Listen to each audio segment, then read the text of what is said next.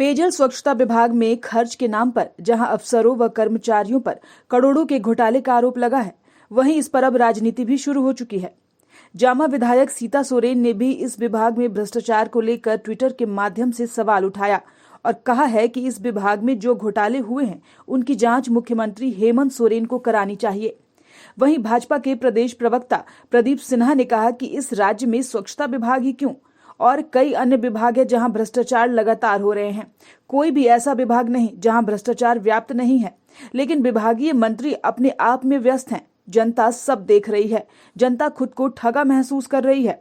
जनता की कल्याणकारी योजनाओं को छोड़कर भ्रष्टाचार में डूब चुकी है यह सरकार। सिर्फ पेयजल और स्वच्छता विभाग की ही बात क्यों लें?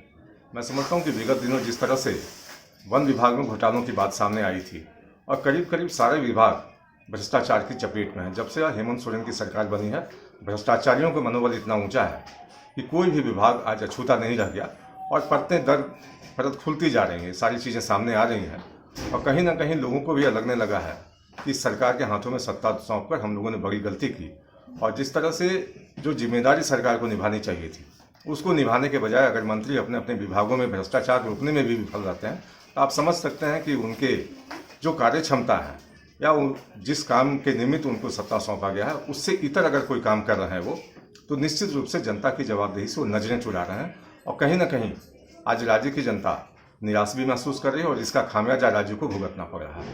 वहीं पेयजल स्वच्छता विभाग में भ्रष्टाचार के आरोप पर मंत्री मिथिलेश ठाकुर ने कहा कि एक आम आदमी भी इस विभाग को लेकर अगर कोई शिकायत करता है तो हम उसे गंभीरता से लेते हैं।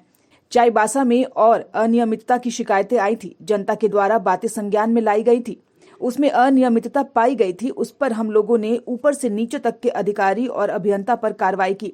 जहां भी विभाग में भ्रष्टाचार की शिकायतें आएंगी वहां पर विधि सम्मत कार्रवाई जरूर की जाएगी। देखिए, जो भी हमारे यहाँ जो भी अनियमितता की कहीं से भी एक आम व्यक्ति भी शिकायत करता है तो उसको हम गंभीरता से लेते हैं और उसकी जांच करके अगर कोई भी उसमें अनियमितता पाई जाती है, कोई दोषी पाए जाते हैं तो उस पर कार्रवाई होती है। बहुत बड़ी कार्रवाई हमारे चाईबासा में आम लोगों के द्वारा मेरे संज्ञान में बात लाई गई थी और मैंने खुद निरीक्षण किया जाकर और उसमें अनियमितता पाई गई, जो लोग दोषी हुए पाए गए उस सभी लोगों पर ऊपर से लेकर नीचे तक के स्तर के अधिकारियों अभियंताओं पर कार्रवाई हुई है और जो भी लोग ऐसे कृत्यों में संलिप्त रहेंगे, जहां भी अनियमितता पाई जाएगी, सभी लोगों पर विधि सम्मत कार्रवाई होगी। न्यूज विंग के लिए रांची से मनीष झा की report. Giridih is a small place and we have like very less facilities in terms of education and this kind of infrastructure.